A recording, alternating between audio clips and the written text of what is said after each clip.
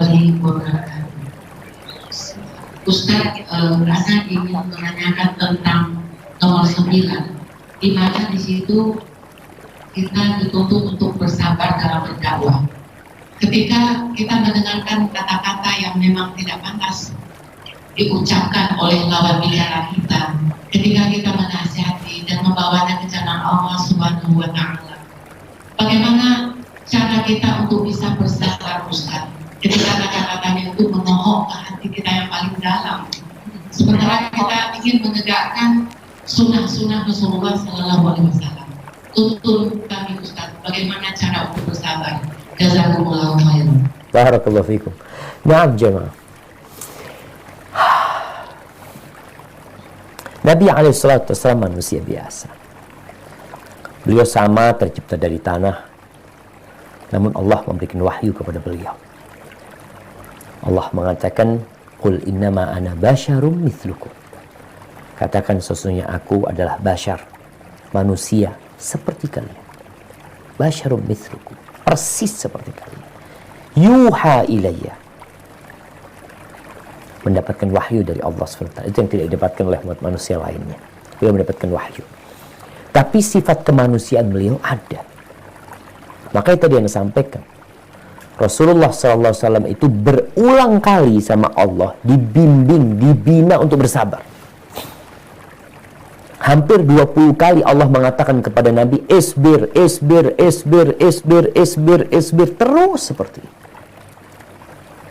Karena kalau tadi dikatakan ada ucapan yang menohok, yang menyakitkan hati, tapi beliau dibimbing untuk sabar memang. Sabar itu nahan diri untuk tidak mengucapkan kata-kata yang dimurkai oleh Allah Subhanahu wa Ta'ala. Ditahan. Apalagi kalau kaitannya dengan kepribadian kita. Makanya tadi yang sampaikan firman Allah di surat firman Allah di surat Al-Hijr, 3 ayat terakhir ya. 3 ayat terakhir di surat Al-Hijr, Allah mengatakan, walaqad na'lamu annaka yadhiku sadruka bima yaqul. Kami benar-benar tahu bahwa engkau, dadamu itu jadi sempit gara-gara tadi ucapan-ucapan mereka. Artinya ada ucapan yang nggak enak, sampai sempit dada Nabi SAW. Terus apa yang harus dilakukan?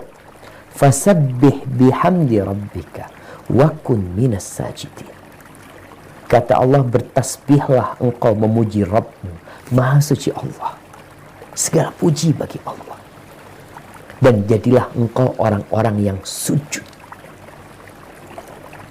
Di sini cara kita untuk mengontrol emosi kita adalah dengan memperbanyak tasbih dan sholat.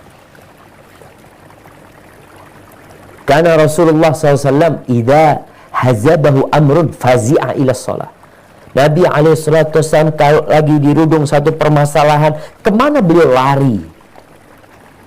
Kalau orang-orang sekarang langsung dia ubah statusnya. Lagi ada masalah, status berubah. Statusnya kadang-kadang nyinggung fulan, nyindir fulan, ganti status dia. Subhanallah. Sebuah sikap yang tidak tepat. Beliau kalau dirudung masalah, apa yang beliau lakukan? Nah, statusnya dirubah, tapi kepada Allah SWT.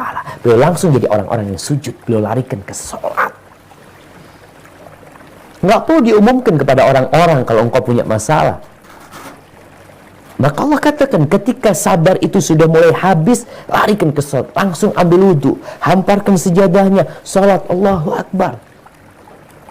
Panjangin rukuknya, panjangin sujudnya. Di situ kita bertasbih. Kita mengatakan subhana rabbiyal azim wa bihamdih. Kita sucikan Allah dari segala kekurangan. Karena ada orang-orang yang kemudian ketika dia dapat masalah, dia mulai suudzon sama Allah. Allah bersih, suci dari segala kekurangan yang menimpamu dari dirimu. Ada bisikan-bisikan yang mengatakan, kok anak ini berdakwah, ngajak orang kebaikan, kok seperti ini ya Allah ya?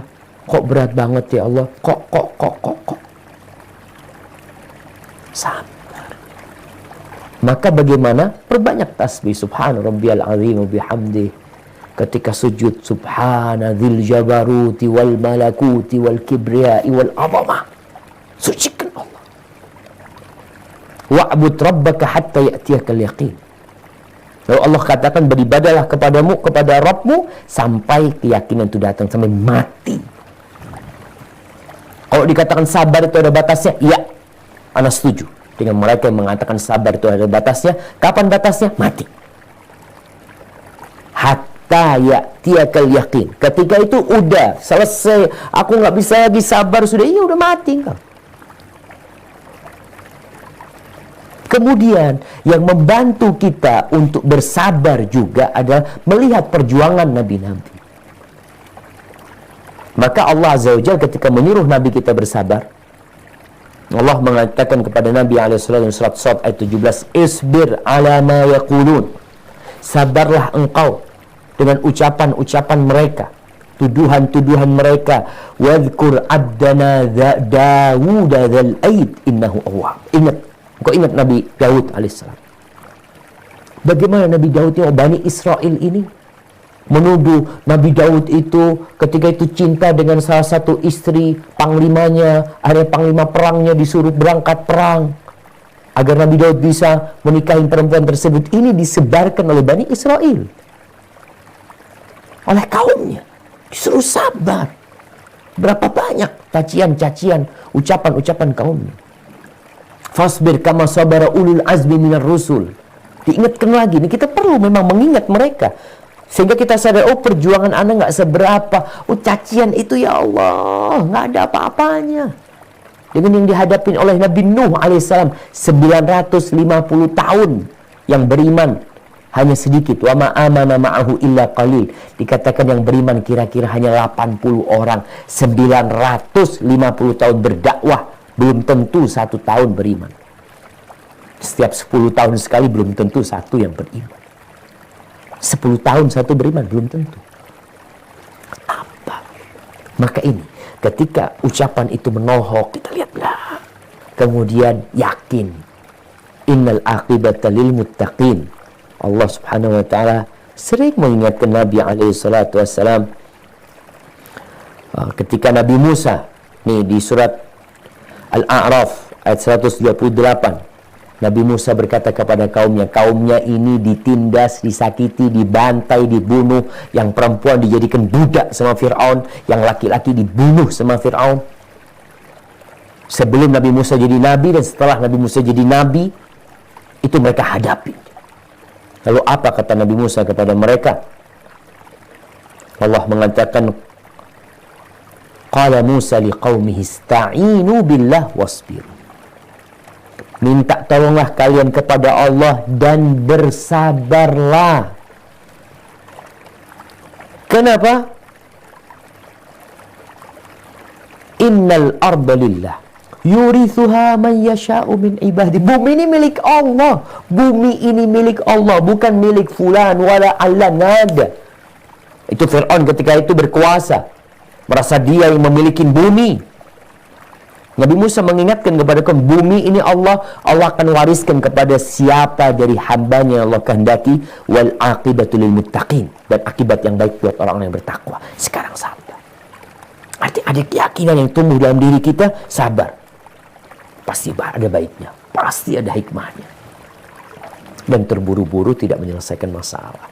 Apalagi kalau kita itu bela diri kita sendiri karena nafsu. هذا والله أعلم بالصواب. نعم.